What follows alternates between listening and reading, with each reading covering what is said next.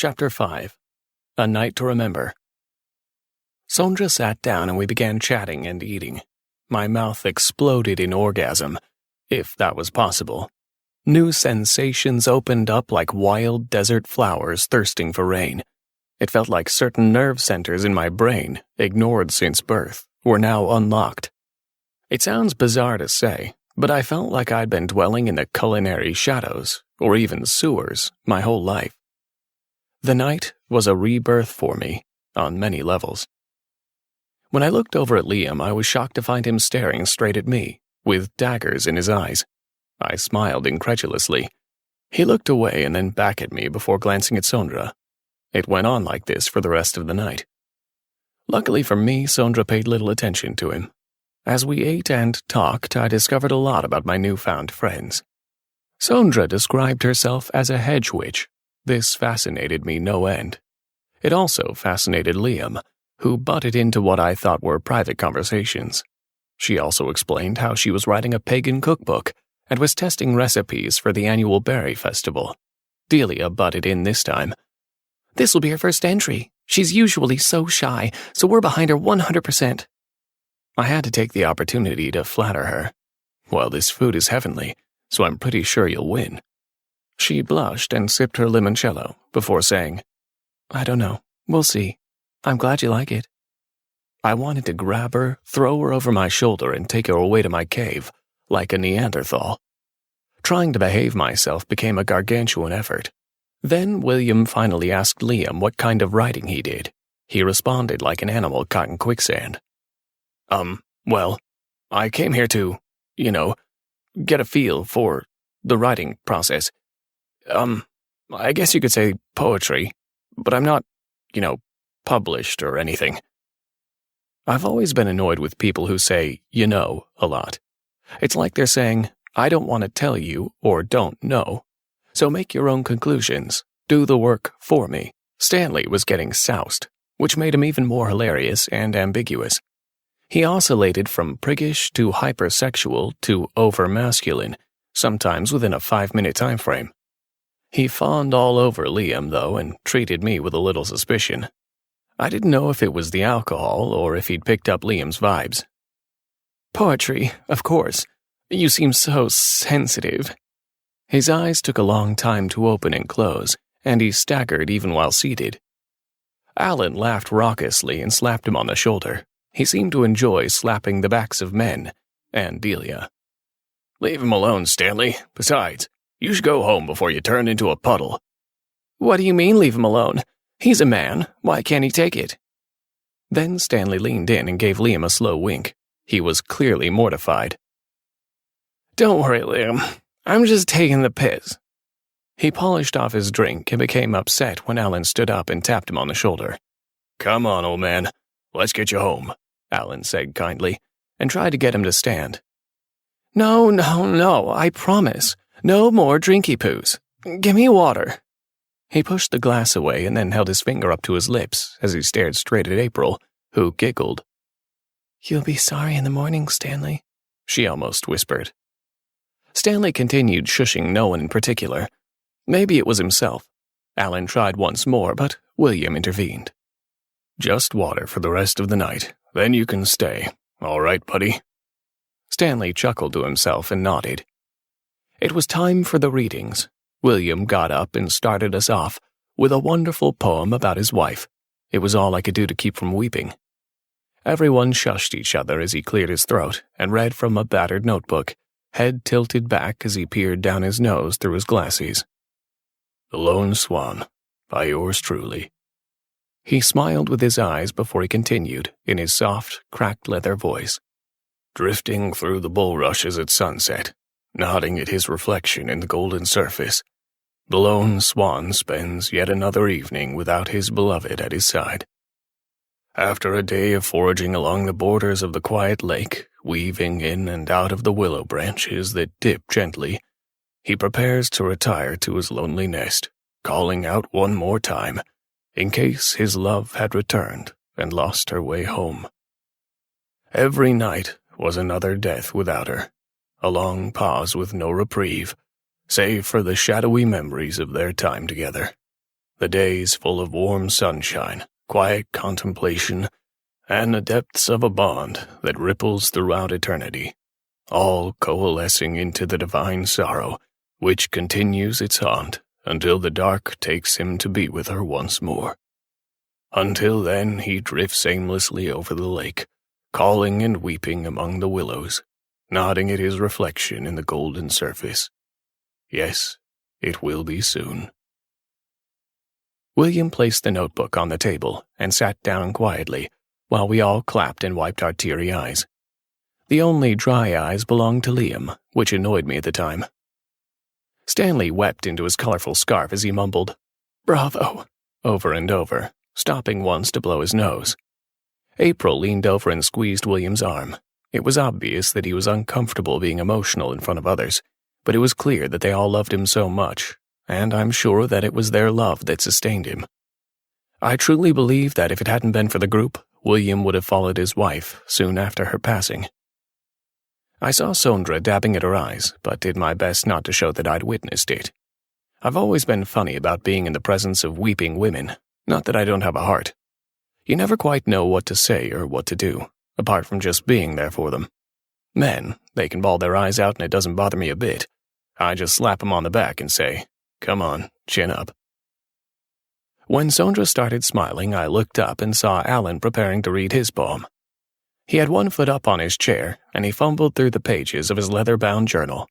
Delia called out, "What have you got for us, old boy?" "Wait and see, old girl," he quipped. William tapped me on the arm and said, "Gird your loins." Alan started slapping his thigh to get a rhythm, while Stanley, Beth, and Delia did the same. Sondra, April, and William clapped, so I couldn't resist joining in. Liam was the only sourpuss, looking like a fish out of water. Alan announced the title. "This is called My Darling Margatroyd, by me." We laughed as he bounced and slapped enthusiastically, while Stanley giggled insanely. "Of all the women I've loved in my life, there's only one who I want as my wife. All the other men did their best to avoid the marvelous morsel named Margatroyd. With the face of a bat and the body of a whale, you'd surely disappear if she was to inhale. Only I knew the secrets that she kept. When she revealed them to me, you can bet that I wept. I turned inside out with a wink of her eye. She centered on my chakras. I thought I would die. Her little chubby fingers did a job on me, so I know she'll be mine for eternity. If you ever end up on a hill in the moors and see the only girl that yours truly adores, keep your hands to yourself or you'll get a hemorrhoid from my marvelous darling Margatroyd." Lots of groans and silly laughter all the way through, but we cheered and clapped when he bowed and fell back in his chair, laughing along with us. I was happy to see that Stanley was coming out of his drunken stupor, and annoyed once more to see Liam staring intermittently at Sondra while offering glib answers to those around him. They were trying to get to know him, and he was only present for ulterior motives. Beth surprised me, even though I just met her, when she asked, "How about you, Liam? Got anything to share?" She smiled warmly, but eyed him off as though she couldn't wait to see his response. He looked around awkwardly and laughed self-consciously, shaking and scratching his head. Then Sondra tried to encourage him.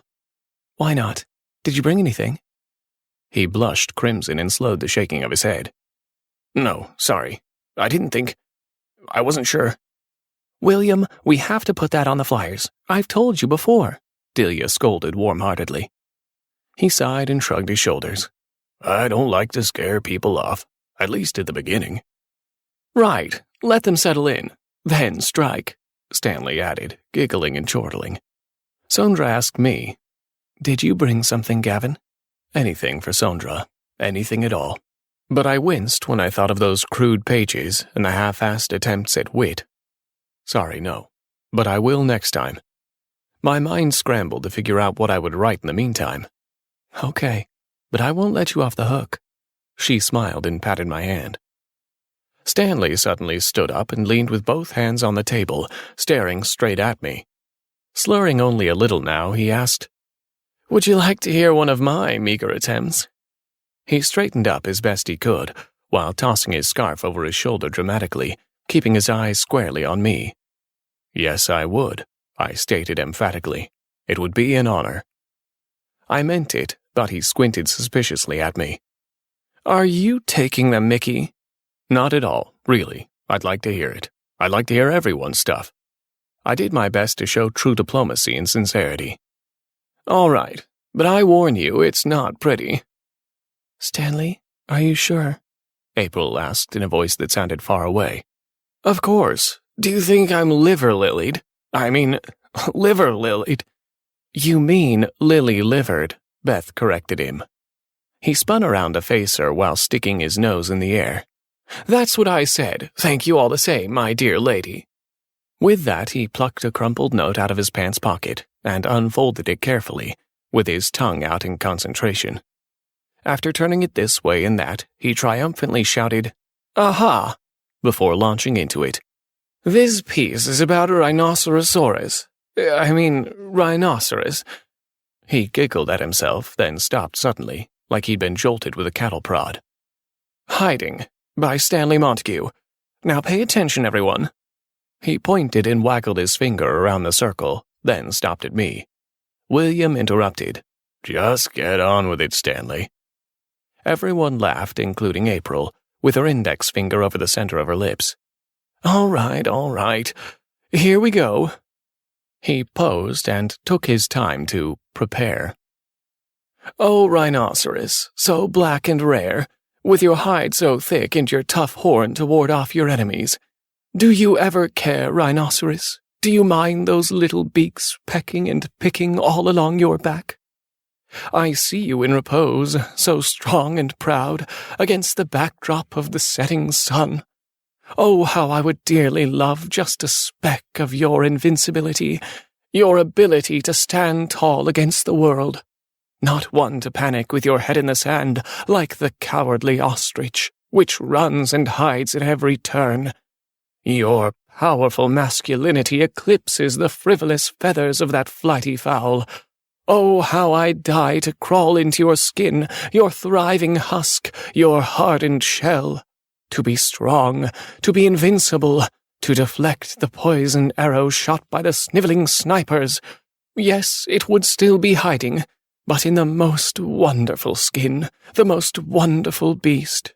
I could lose myself forever. Everyone was stunned into silence. He sat down and folded the poem up, before plunging it deep into his pants pocket. Delia was the first one to start clapping, then we all joined in, including Liam, who was quite enthusiastic. William stood up and held his glass high, nearly colliding with a bunch of hanging wisteria flowers. To Stanley, always pompous, always brilliant. Alan stood up and joined the toast. To pomposity and brilliance. We all stood and toasted Stanley, who giggled and hid behind his Chardonnay, red-faced and obviously enjoying the praise. I was impressed that the level of his inebriation had not affected his reading in the slightest, and the fact that he had another glass of wine didn't slip past William. Stanley, you earned that Chardonnay. However, I trust that you will switch back to water once you've drained your glass. We all laughed as Stanley pouted and slowly nodded. Very well, my liege. The rest of the evening was just as wonderful, with every member of the Willow Lake group standing up to read their work.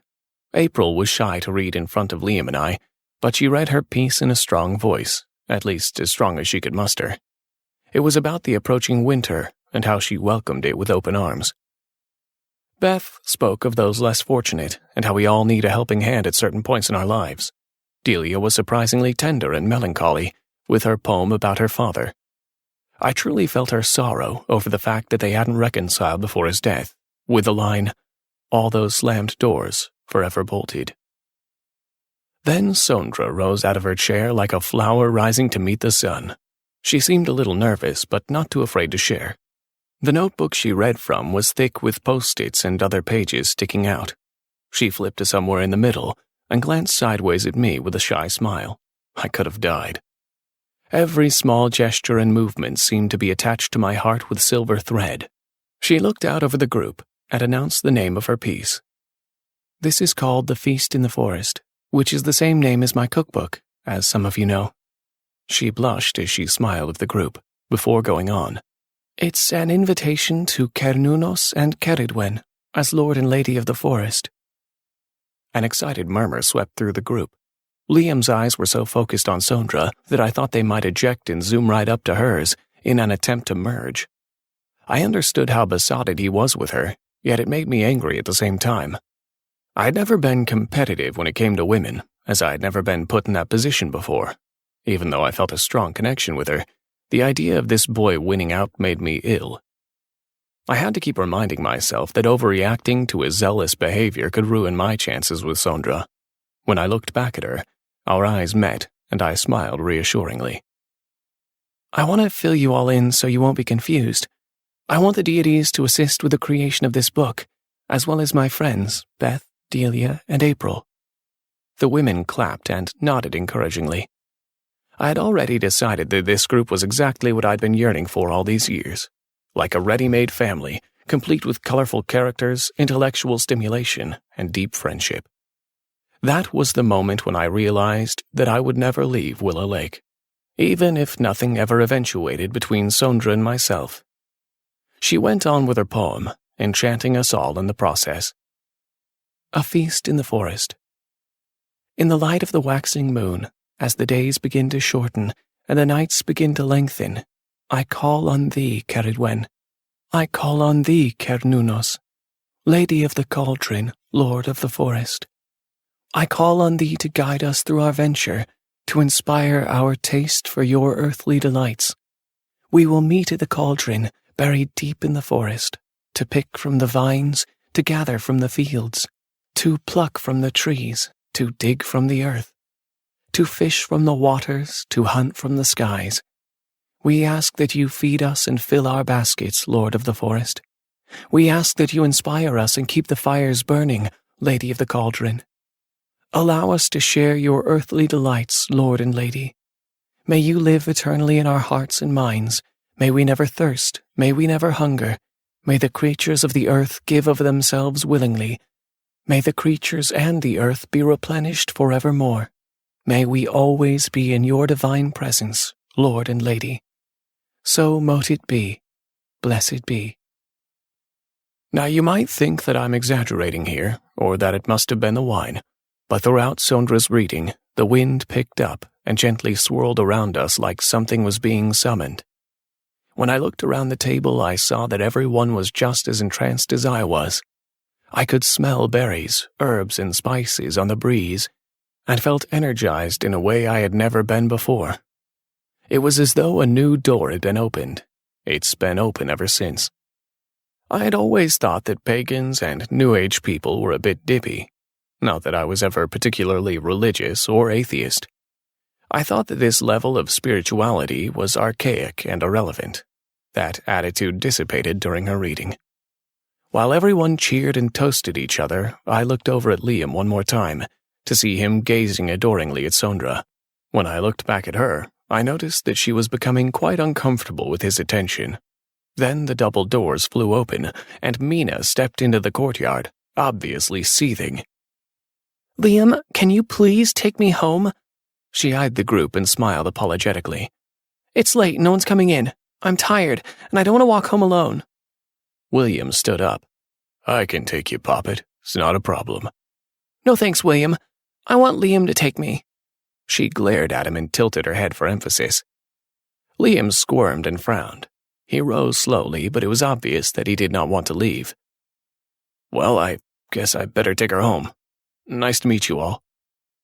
Everyone got up and said their goodbyes, while Mina stood at the door, eyes glued to Liam. When he got to Sondra, he became flustered and made it obvious that he was looking at her open notebook. She was utterly charming and kind, giving him a little hug before she closed her notebook and sat back down. It was so odd watching him drag his steps to Mina. He turned to look back at Sondra 3 times. She gave a little wave the first time, but turned back to the table when he did it the second time. She was quite embarrassed. After he'd left, the atmosphere was light and easy. We spent the rest of the night talking about writing and our favorite authors and genres.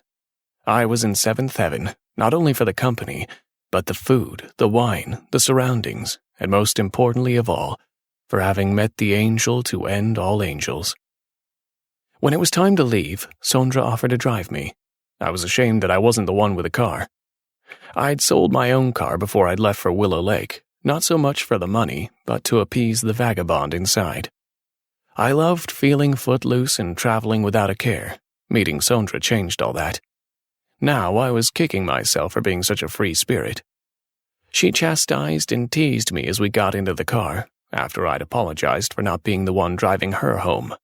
A man relying on a woman for a ride? What an abomination. We laughed at the absurdity of it, but I still felt like I should have been the one driving. The old idea of a man taking care of a woman felt right to me now, even though I'd kicked against that my whole life. Not that I had ever been a total bastard to women, but it had never occurred to me to be the type of man who takes care of his woman. I'd never loved deeply, or felt responsible for a woman, and hadn't had a truly serious relationship. It's hard to explain, but with my topsy-turvy life, I'd never allowed any dalliance with a woman to turn into anything more than a fling, since Kara and the miscarriage. I know now that deep down inside I'd always been so worried that they'd discover what a disappointment I was. On the other hand, as you must realize by now, I have no issue with confidence. Women have always told me how good-looking I am, and as I'm 6'3" and built like a tank, it's never been an issue in terms of being able to attract women. For the most part, I didn't feel the need for commitment anyway. I was always leaving for another job or another town. In the car with Sondra, seeing the full moon beaming down at midnight and feeling the wine cruising in my veins, my heart and mind shifted and locked into place. Nothing else in the world was more important than solidifying this meeting into something permanent. I didn't want to express my feelings that night. I didn't want to scare her away. She spoke first. Well, it was a great night, wasn't it? Superb. I glanced over at her, trying not to appear like a creep. She was smiling and glancing every so often in the rearview mirror. Occasionally our eyes met, and we giggled idiotically. I could tell that the feeling was mutual, but had to do my best not to muck it up by fawning all over her, or lunging like a hungry bear. This went on until we arrived at the hotel. She pulled up out front and turned the engine off. My heart was bounding around like Pepe Le Pew, but I played it cool. Thanks for the ride, Sondra. It was a great evening. Yes, it was, wasn't it?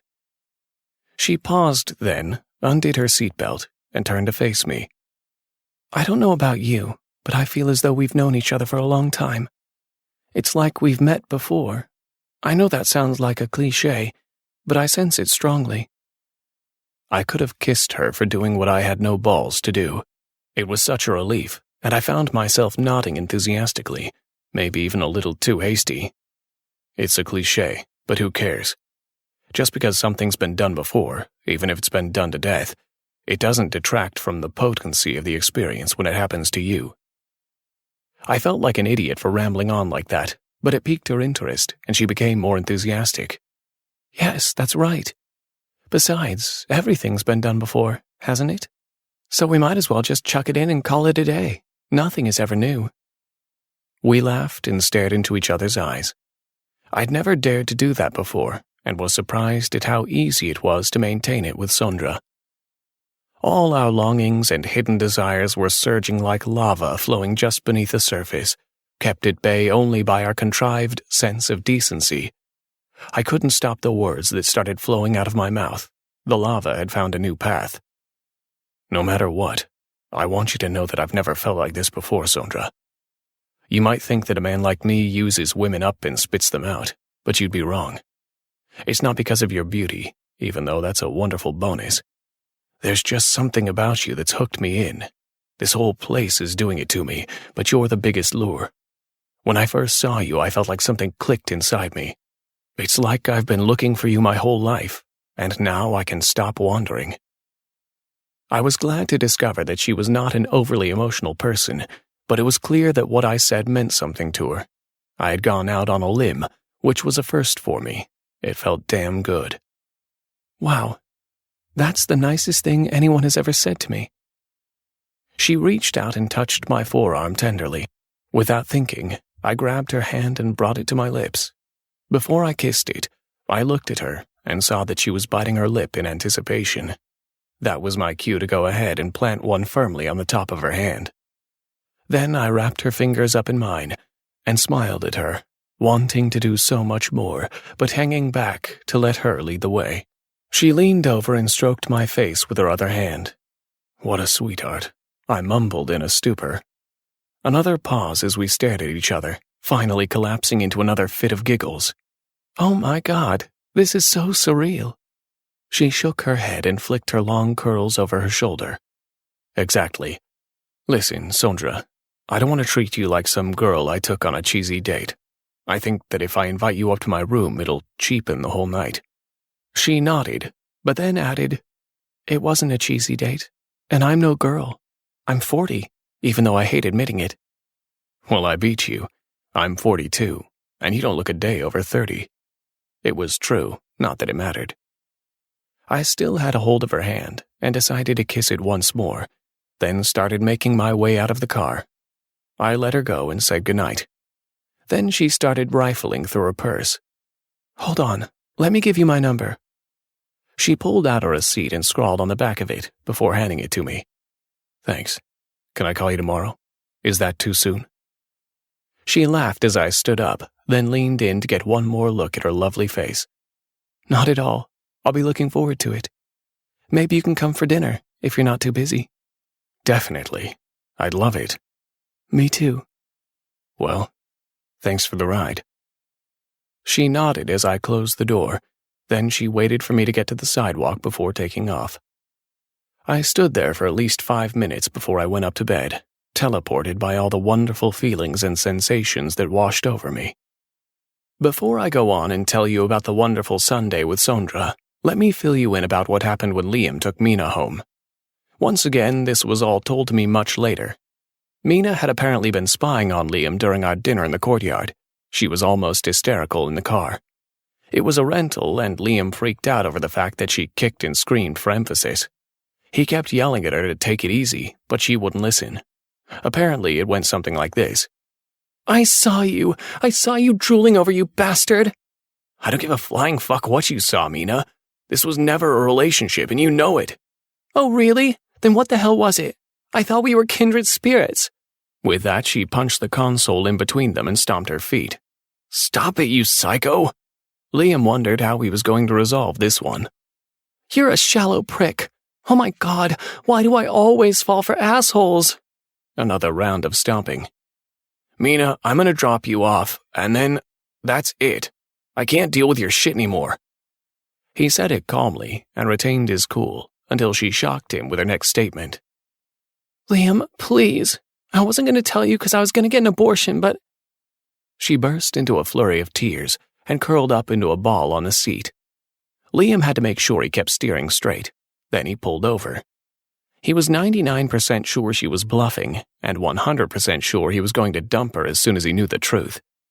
His mind raced with alternatives, just in case she was pregnant, like adoption, abortion, being a distant father, having a child dumped on him years down the track due to Mina going completely bonkers or worse. He tried to be as caring as he could be, even though it was filtered through gritted teeth. Mina, from the beginning we both said that it would just be for fun. We both agreed. You told me that you were on a pill. I asked several times. She interrupted with a wail like a banshee. You don't believe me. I'm not sure. I don't know why you only brought it up as soon as I said it was over. I wasn't going to tell you. I knew you'd do this to me. She wiped her snotty nose with her sleeve and sat back up, crying like a hyperventilating child. I want a test. I won't believe it until I see a blood test, a DNA test. She screamed. No words, just a blood-curdling, primal scream. It went on for at least 10 seconds as Liam stared at her in horror. Finally, she spoke, or screeched. Why would you think it's someone else's? You think I'm a slut? You bastard. Just a test. If you agree to the test, then we'll see. She collapsed into another batch of tears. Liam drove her home as she blubbered. Then he walked her to the front door and saw her to bed. She lived on her own, which was a relief for Liam, as well as a nuisance. If anything happened to her, he might not find out. Even though he wanted to get away from her, as far as he could, he didn't want her to come to any harm. That was at least one of his redeeming qualities. After she fell asleep, he snuck away and went back to the bed and breakfast. Once there, Mrs. Stockton scolded him for keeping such late hours, but kindly prepared a hot chocolate for him once he told her what had happened. He couldn't sleep that night and decided to write a poem about Sondra. I'll share it with you down the track.